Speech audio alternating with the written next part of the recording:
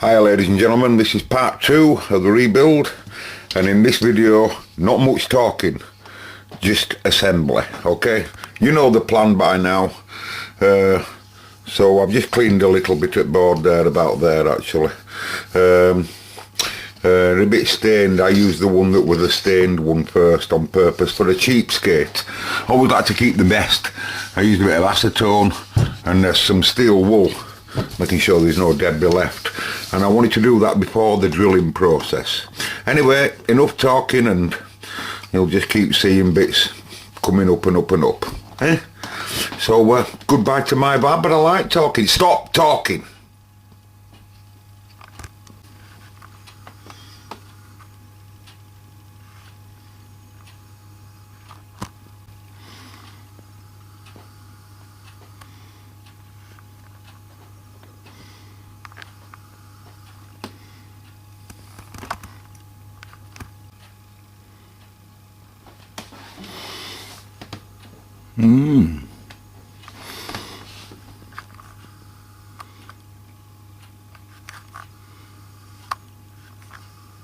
Give up, camera, and I'll start talking again. You see, Exhibit F's will be stood up like that. Are you with me? Soldered to the island. I'm studying.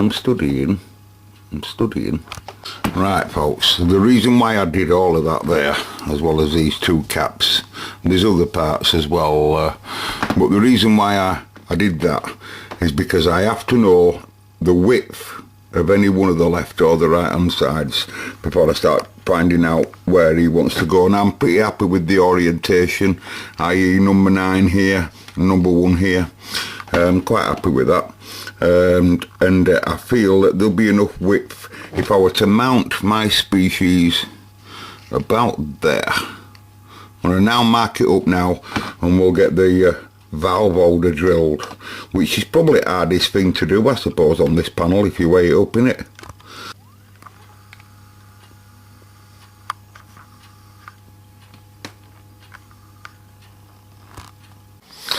Yeah, that's gorgeous sunshine outside. Right, you'll be able to see now I've got my depth coming through.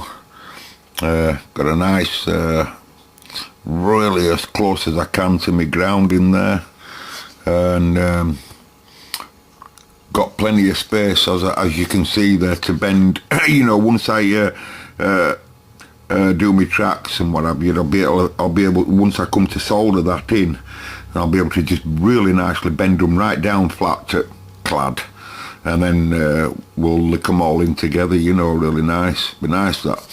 But what I'm going to do first here again, folks, is you'll notice I drilled from the other side because I didn't want to rip out, you know, depending on which side you drill through, usually the outer edge gets damaged. It doesn't matter whether it's timber or steel or always, it's nearly always case, unless you're going to drill from both sides a little bit. So and you'll also notice that the plan is different to how it were on that other thing, because I'll be mounting my components underneath. Why will I be mounting my components underneath and not on top? It's also, it were important to me as well for the depth of this, right? And same it will be for the EL84s, and that is because, right, that's because, folks, right, I'm going to have all my components on the cladded side, so they're protected in several ways, you know, the fields of the transformers, and it's just a good idea to have them underneath. But the best way is, for me, is to have them underneath like that, so that when I come to make a cabinet for this, you know, and put it all together, as a small QRP amplifier, which is a good idea, isn't it? Well, it'll be very easy if you just drill an hole, you know, drill an hole somewhere it ends, you know, where I can mount it, and another couple maybe at this side up, because there'll be another lower components here, so wherever they are, and then and I can drill an hole in the top steel of the cabinet, right? And then I can bring all of this board up to it, and then that valve holder will be protruding through the steel cabinet, and we end up with more grounding on top because of the steel of the chassis, if you like, and the tube sticking upwards. So we can, again, like I say, we can make the tube a visual thing, and all the components are hidden underneath, and they're well screened as well, because there will be once you connect loads of grounds to them and what have you. And all the wiring can go underneath. There's many good reasons for it to be like that. You know, you end up with a much tidier system, I think, and anyone looking on the top of all of that, the only thing they'll see is a right little bit of valve holder shining through. And the tube sticking up. But what I'm going to do now, I'm going to get my beveler, and I'm going to bevel them holes. I'm just going to give them all a right slight bevel. And the reason for that is because if they can see anything looking down, they won't see that they look a bit tattyish, ever so slight. You know, they'll just see that they're all the same bevel. It'll just look tidier. You see, I don't know what sleeve I'm going to put over top. From the cabinet downwards, you see, so I think that's what I'll do, and I'm also going to clean that centre up slightly a bit more with solder, you know, to remove that solder. There's ever so slight bit of scruffy solder there, and the reason for that is because I do fancy, in this, with it being just a playing around amp, putting a blue LED. I'm going to shove a blue LED up centre of that. If it doesn't alter its sound in any way, and I'm going to have two red. I don't fancy red in output stage. I think it'd be better to go for a red LED on preamp, and then if you're working it hard, you'll be able to see if PA's are red plating. You won't be able to do if you put a red LED in. So I think I'll go for blue LEDs in my two EL84s at back, and one red LED on that, and a yellow LED in my power supply. Give over, and my two magic eyes at front, just for a laugh. Hey, I can see it now, just for a laugh. My mate Andy says, where's it gonna go? Well, I mean, if you're going to build it, you might as well have a go. It's only a low power thing, but I really want to reverse engineer me Murphy. You know, the Murphy Radiogram, the £25 one, the 3-valve Wonder. The one that you see there with magic eyes, he'll be one I'll be reverse engineering next, but we'll get this one. We'll get this one like that, I'm sure. You know, and just like I say there, and I won't stop until I get enough. I can't stop. I can't stop, folks. Don't you dare think for a millisecond that this is going to start and stop. You're dreaming. You're absolutely dreaming. If anyone thinks that, please, just get that out of your head. You don't realise that heroin addicts, alcoholics, you know, valveholics, have you never heard of them? Go to doctors. There's people blaming me.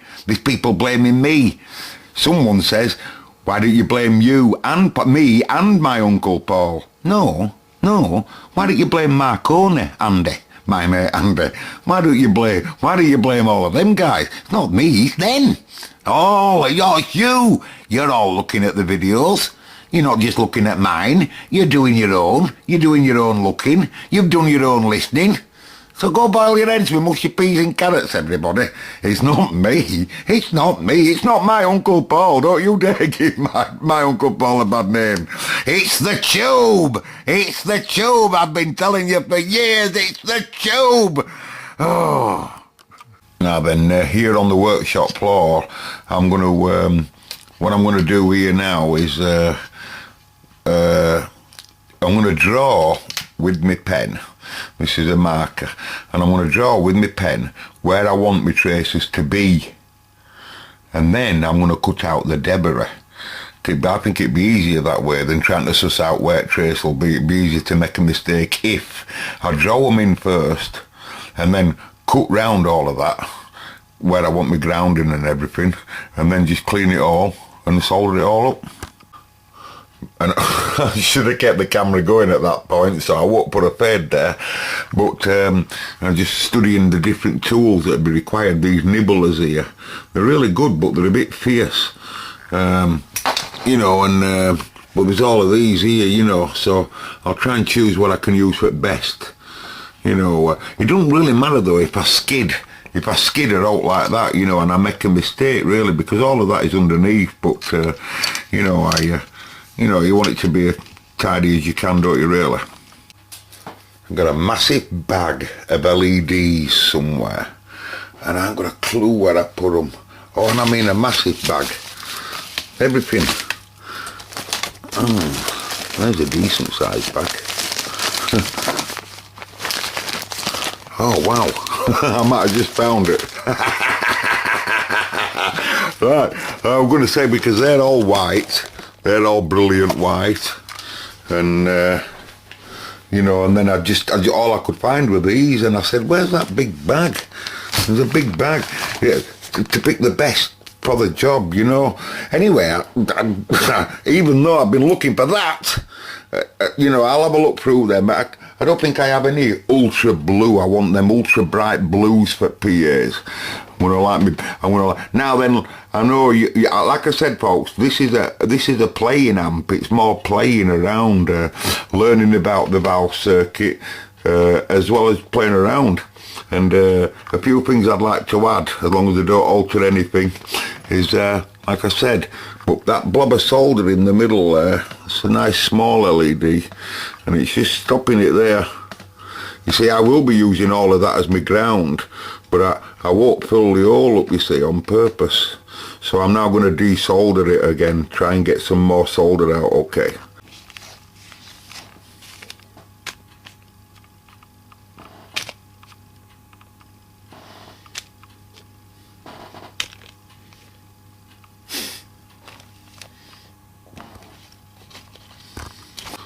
Well, that was easy enough, folks. I just put it in my vice, drop some braid in the middle of it like that, so that my load's at bottom. Got Bertha, the powerful Bertha, got it, saw it were molten, and just pulled it upwards like that. Ended up with loads of solder on my braid, and my 2mm LED. Oh, she goes in there, sexy love. She goes in there very, very sexy love. It goes in there very, very, oh, that's nice, love, that's nice. You know, folks, I really should have been doing it this way years ago. It's so easy. I'm telling you, it's so easy. But it's hard to describe what's going on there, because we need to keep as much of the foil trace as possible. So parts of that is foil trace, and parts of it is going to be islands.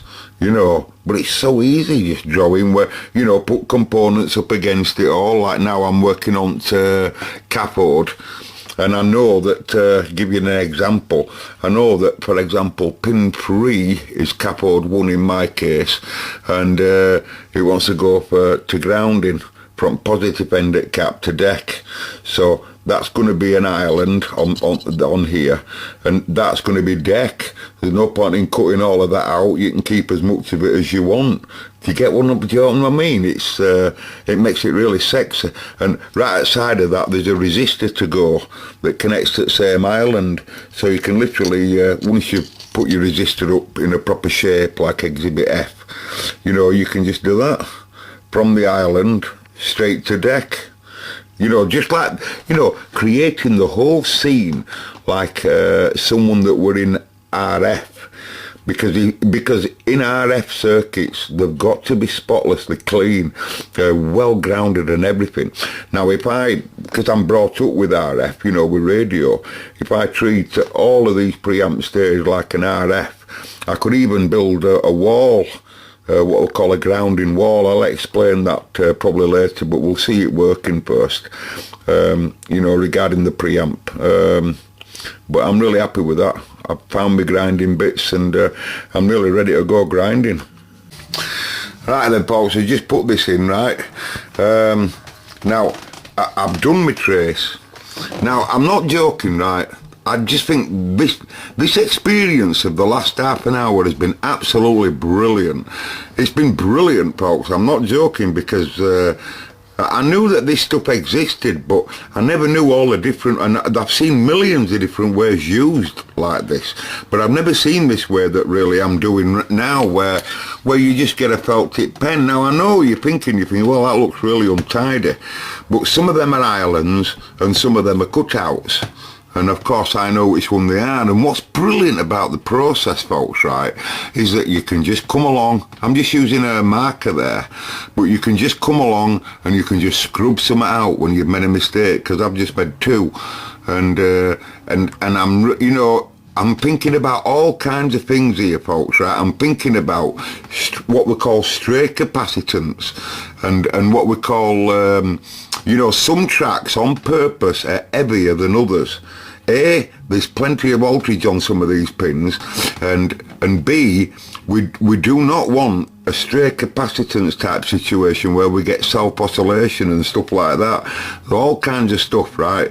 I want the biggest ground foil trace I can possibly create, right? So there's a payoff between absolutely every cut, in my opinion. And another thing to consider is what you see on the left, on the right, sorry, is you're going to see virtually same on the left. And well, it'll be different because the whole thing's in a reverse order, but you know, so I'm trying to develop the plan as best as I can for the sound. It's the sound that's more important than anything else. So I'm trying to produce the bestest plan for the area.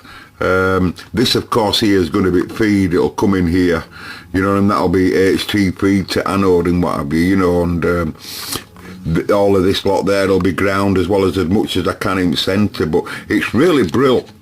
So now then, another amplifier that I'm mocking up is this fella here. This is what I call my 3-valve wonder. To me, this one sounds the best of them that I've bought, the low power valve amps.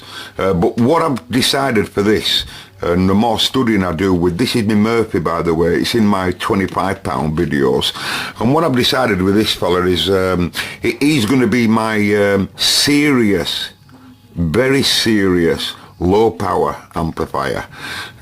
Going to make quite a few changes with him, you know, once we get it mocked up first. Just same process as this fella, but he's going to be my messing around one, and this fella's going to be my serious low power one. And then I have another very serious amplifier which I'm working on as well. I'm working on several amps.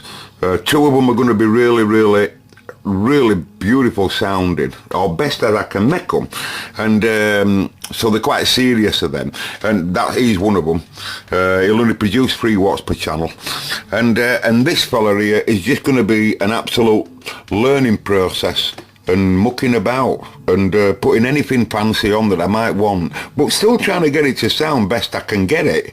You know, it's not like a rip-off, but I also want to add all the fancy stuff as well to him, or a good few, you see. So there's all kinds of things happening in my head when it comes to power supply and, you know, all kinds of stuff, but I won't bring that to you now. Of course I'm going to add my magic eyes probably, but I've got lots of other stuff in mind that you don't know about, I'm not telling you about. But anyway, so it's a beautiful day. You can see it's sunny, sunshine bouncing through here, so I'm going to nip out for a little bit, and then I'm going to grind all that away. You won't notice any time difference. It's just a click away for you. It's not even a click, it's just a sweep, a swipe, a fade away. Yeah, I've got some two-stroke. There's some two-stroke in it. Yeah. We'll give it a shake around in tank. Alright.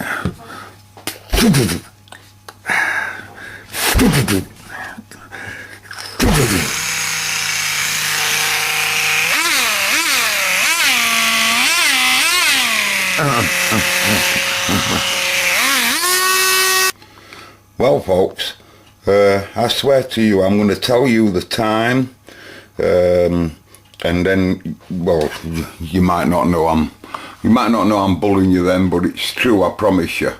That's PM 9:25. 9:25. I swear to you, I wouldn't like it anyway. And this is the population. Yeah, it looks untidy, but you got to understand, folks, right, that I want they must be capable of taking taking all the current, and certain things are at the right size for certain reasons. You know, it's hard to explain, but what I'm going to do now, the reason why I've shown you the clock is because what takes the time is all the studying. Loads of this you won't see, it'll be grinded away. There'll be loads of it that I just won't need, right? But what takes the time is, like I say, trying to get my bestest grounding and notes to be shorted at certain pins when it comes to insides. Now you'll see that what you think now is very, very close, but just watch when I pop the valve holder in. Okay, so now you can see now, taking advantage of using this copper clad. You see, I want to preserve the hole, as I've said, but I still want the solder to have a real good lick on there. Now, I really also don't mind where at all I'm going to get my solder on this, on the ground plane, because that's theoretically what's happening. I want to get as much on there as I can, right? It's not like you'd think in this sort of, that's why you often see them where they're all completely soldered. They're for good reason. You're making a ground plane up. And that's just what I'm going to do. These are my pins 4 and 5 that's going to be grounded for my heater. You can clearly see, you'll see what all these islands are for. They'll all come clear to you, these little islands. Some of them want taking just a little bit further away. But you know, exhibit F. But we're getting there. We're getting there, and the reason why I showed you at time, I'm just going to do that little bit more grinding, and then the reason why I showed you at time is you just watch how fast the preamp gets populated. Stereo, left and right. We might as well populate the both while we're here. Sorry everybody, I got a phone call, not making excuses. and when I come back in, look at the time. But did manage to make progress. Just testing my valve holder that it looks alright. Dun dun dun. And you can clearly see there it's looking different now. It's looking different now, ladies and gentlemen. And you know, I've got my ground foil. I have to populate this side. Now what I've decided, like I say, is I'm going to just build left and right. And I'm just going to build the bloody thing. What I mean is I'm going to build the amplifier in stereo. I'm going to build, you know, I'm going to make this preamp in stereo, and then I'm going to build the two finals behind it. You know what I mean? Because this stuff is really, you can see yourself, right, that it's so easy to plan out. As long as you've got your spaces for everything, you know, you can't really go wrong. Put all that ground in there, folks. You know, right where I want them and right where I need it there, in middle amp and everything. It's just brilliant. You know, you'll see there's more to be populated here yet. You'll see what all that red wire's about. But, you know, I think it's just so easy with this. If anybody knows where to get this, please, please, please, please, please, just type it in down there. Put all the other hobbyists out there. I'm going to bed, folks, and that's because you've seen the time, but it's not just that. The only parts I've pulled out are for the part of the other power amp there, and they're the only ones that's been pulled out and cleaned up. So now it's a mission now is to pull these other parts off so I can just build the whole lot, you know. Ain't going to look so good that when I've finished, is it? There'll only be 2 valve holders in it, and them solder stubs there. That's all there'll be in it then. Right. And I still won't throw them valve holders away. For, you know, now I believe that they are the best for preamp job. You know, I think so anyway. So I've got a nice clean hole right down centre, as I've shown you. Does anyone out there really care? You know, I'm looking forward to it, ladies and gentlemen, much more than you are. I can assure you I am. How would you feel if you had all components in front of you and you believe that the circuit works? You believe that the power supply is perfect for this circuit. You believe that the audio transformers match perfectly fine, because you've got to get our impedances right, you know, for inputs and output, and then you've got to get the resistance correct. You know, them matching them transformers are not easy, folks, I'll tell you, and a lot of the work's done for me in many ways. But I am totally altered in it, as you can see. Yes. Looking forward to seeing the other side populated. Maybe tomorrow. Pull them parts out and get them sorted, and I reckon tomorrow we're going to see the preamp built. That's not so bad, folks. That's fast progress. Not because of me, because of this, the felt tip pen idea. I'm telling you that, and that's much faster progress than I expected on preamp, I can assure you. My mate rings up earlier on and said, look, I'm just going to have, I nearly told him off. I'm going to, he only just started, I've got to go, but I've got to go.